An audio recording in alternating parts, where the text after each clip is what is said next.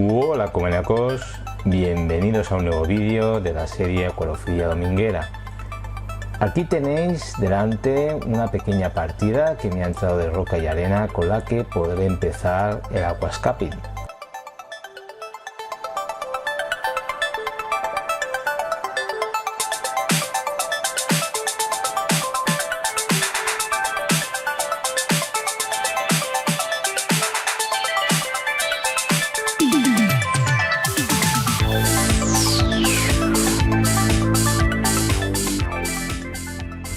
Aprovechando el desmonte del acuario de 200 litros, vamos a trasladar los peces al zoom del compañero José, del que vamos a realizar un repaso de cómo tiene el acuario actualmente.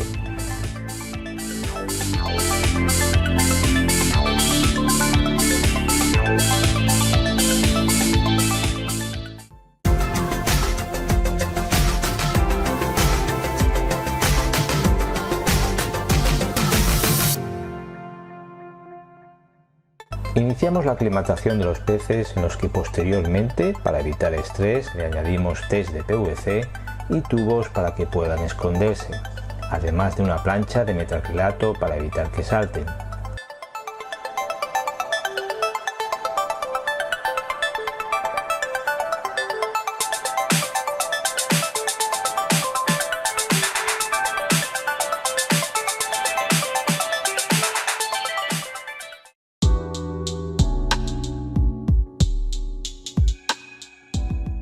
Acuario de 420 litros más 300 de zoom con predominio de coral blando.